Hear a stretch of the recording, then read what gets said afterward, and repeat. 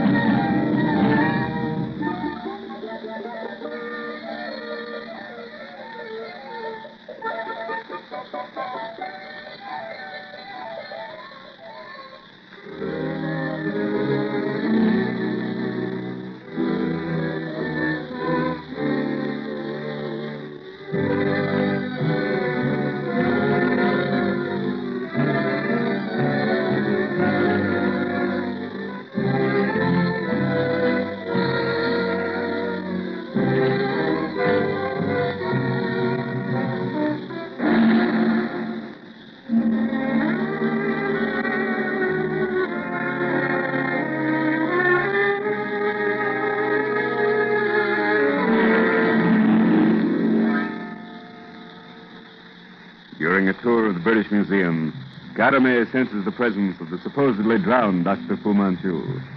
He indicates to Nayland Smith and Dr. Petrie the elderly recluse, Professor Jenneman, explorer and Orientalist. Given up as dead, following his drowning with Fu Manchu, Inspector Weymouth has discovered a raving maniac near his home. Believing that Professor Jenneman may be an ally of Fu Manchu's, Nayland Smith has him held for questioning. And under a gray wig and false beard, he discovers Fu Manchu. Stipulating that he be left alone with Weymouth, Fu Manchu agrees to restore the inspector to sanity.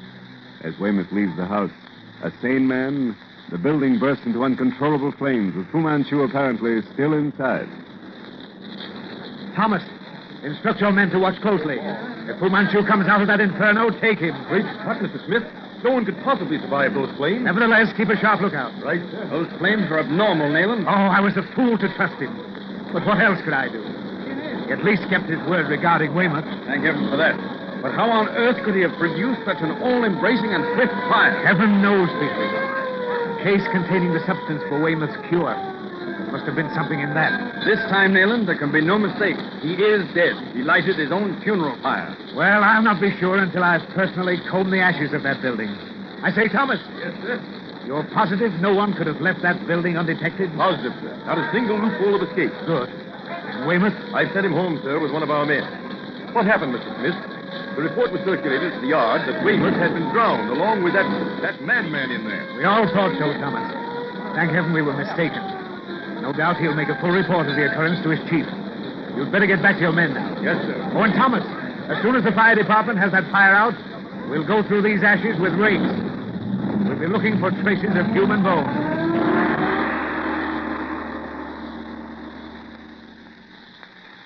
Weymouth miraculously restored to sanity by the man he fought. The place in flames, burned to the ground with a rapidity that points to some hidden agency, yet not a trace of human ashes. Well, he couldn't have gotten away in the confusion, Nayland. There was no possible chance of escape. A rat couldn't have passed Thomas's men undetected. Then how are we to account for the absence of any bones? We must remember that as a chemist, he has no equal. I'd say that whatever caused that fire to burn so swiftly and savagely very likely also consumed Fu Manchu's remains. I hope you're right. But his last speech to us out of that inferno, was it the taunt of a madman bent on self-destruction or the jibe of a clever scientist and the most elusive being ever born? Will we ever know the answer to that? But whatever it was, his voice was raised not in anguish, but in triumph. Gad, had that man only been born under another star, What a godsend he might have been to humanity, to civilization. Yes.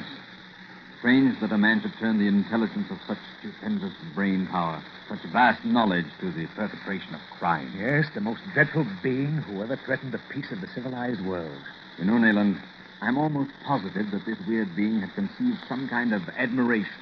Respect is perhaps a better word for Weymouth. He had, Petrie. Very much so. Weymouth is absolutely the opposite type. It was very likely the admiration of a brainy man for brawn and muscle. Though Fu Manchu is by no means a weakling himself. I was just going to say, the fight he had on the launch with the inspector proved that. His was the strength of madness, Petrie. Ordinarily, he'd have been no match for Weymouth. However, Fu Manchu was capable of strange sentiments. You have a similar feeling about yourself. About me? Oh, come, Nayland. Fu Manchu regarded me as, well, as a nitwit. He had little respect for my mentality. Then why, during the several times you were in his power, didn't he destroy you? Had you ever thought of that? It would have been simple enough. Yes, I suppose it would. And never can we be positive of his death. Oh, by the way, Sir Basil has just told me the time to return to Burma. Burma? Great Scott, man. Aren't you entitled to a rest after all this? Oh, the powers that be grant me a fortnight. I'm leaving then. I shall miss you, Nayland. Not to mention Caramay, eh? She and Ali will be with me as far as Alexandria. I hope she's able to locate her family. You're going to help her, of course. All I can, naturally. No one for me this time, old chap. Probably one of your patients. Dr. Petrie speaking. Hello, Petrie. It's Basil. Is Nayland there? Right here, Sir Basil. Put him on, will you, old chap? Just a moment. Well, no rest for the weary, Nayland. Hmm? Sir Basil Townsend of Scotland Yard. Oh, great Scott. Can't they let a man catch his breath? Yes, Chief? Sorry to interrupt the beginning of your vacation, old man, but are you at liberty to come to the yard to my office immediately? Of course, sir. What's up? We'll hold the details until you get here. Oh, bring Dr. Petrie if he cares to come. Righto, sir. At once. Sit down, gentlemen. Sorry, Nayland, to have had to call you, but something in your line has only just come up. In my line? Oh, what is it, Chief? Heaven knows. If I weren't positive that Fu Manchu is dead, I'd almost believe that... However, you and Petrie haven't had commonplace lives lately. Fu Manchu saw to that. But if I'm not mistaken, even stranger things are ahead of you. It's almost impossible, Sir Basil. Terror can have no blacker meaning than that which Fu Manchu gave to it. But as you say, Fu Manchu is dead. That being the case, Chief, what have I to fear? You have to fear the Sifan. By Jove. The Sifan. I've always felt that Fu Manchu was the servant of others. Right, Nathan. We knew he wasn't the head of the organization which dealt in wholesale murder, which aimed at upsetting the balance of the world. I think you even know the name of the certain Mandarin and member of the Black Poppies who was his immediate superior. I do. But I've never dared guess at the identity of what we may call the head center. Then I suppose, sir, my return to Burma is postponed. For the present, at least. Caused by the sudden arrival of Sir Gregory Hale, former attaché of the British Embassy at Peking. Sir Gregory? Here in London? At the New Louvre Hotel. Suite 14A, 4th floor. Has he made a report to the India office? On the contrary, he hasn't entered any office, nor will he receive any representative. He's been locked up in his suite since his arrival a week ago. But I thought he'd only just arrived. So did we, until we learned differently. Great Scott. Is the man mad to lock himself up in that fashion? Either mad, Nayland, or the savior of the Indian Empire. Just what do you know of him? Oh, not a great deal. In fact, only slightly. He honored me at one time with the belief that I was the only man in Europe worthy of his confidence. He resigned his appointment at Peking some 8 months ago, didn't he? Yes, and set out on a private expedition to the Mongolian frontier with the intention of visiting some place in the Gobi Desert. From the time he crossed the frontier, he disappeared for 6 months. To reappear in London a week ago. Only today he advised the India office of his return by telephone. He demanded that no one but you be sent to seek him. No one but... None other, old chap. And so great is my faith in his knowledge of Far Eastern matters that your return to Burma is postponed indefinitely. I suppose, then, I'm to go to the New Louvre Hotel. At once. Take a suite on the same floor. You'll go with him, Dr. Petrie. That is, if you can spare the time. Of course, gladly. Good. Keep in touch with me, Nayland, and watch out for the Sifan.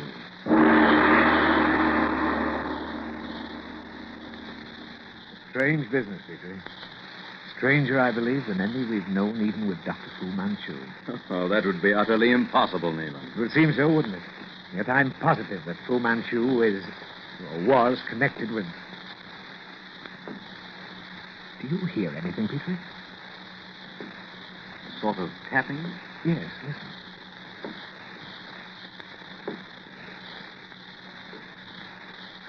Strange how things like that make you hold your breath. Eh? Our experience with Fu Manchu has made us act like nervous old women. But tell me, who or what is this Sifan you and Sir Basil seem to be so familiar with? Possibly the real and as yet unsolved riddle of Tibet. A mystery concealed from the world behind the veil of Lamaism. And Sir Gregory Hale is the man who has dared to raise that veil. Let's look him up. Yes, Suite 14A, isn't it? That's almost across the hall. Lock the door, Petrie. Right. Oh, yes, there's Suite 14A. Just... Oh, I beg your pardon, gentlemen. Can you help me? He's my master. Come and see him, for heaven's sake. Come and see him. Now, steady, old man, steady. What's wrong? He's dying or going mad, sir. I never disobeyed his orders before, but I can't stand it. I can't help myself. Who are you? What's your trouble? I'm Beetson, Sir Gregory Hale's man. Sir Gregory. Come on, Petrie. I don't see him in the sitting room. Where is he, Beetson? The bedroom. In there, sir. Great Scott! Can this creature be Sir Gregory Hale? Lift him up, Petrie. He seems to be choking. Glass of water, Beetson, hurry. What is it, Petrie? In heaven's name, what is it? I don't know. Apparently losing the power of speech. The water. He was sick and dumb, gentlemen, a few minutes ago. Bring this, Sir Gregory. Here. Easy. Help me. Smith. Right. He wants to write. Quick, Petrie. Hold him up. Here, Sir Gregory. My notebook and pencil.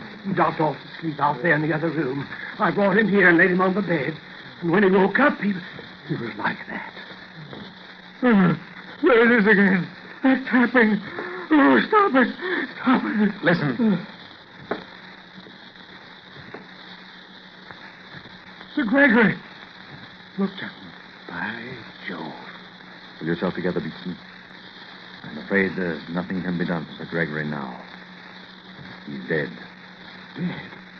Dead? The paper, Petrie. He wrote 6 lines. Huh? What is it? Guard my diary. Tibetan frontier. Key of India. Yellow rising. Watch Tibet and the Sifan. And beware man with limp.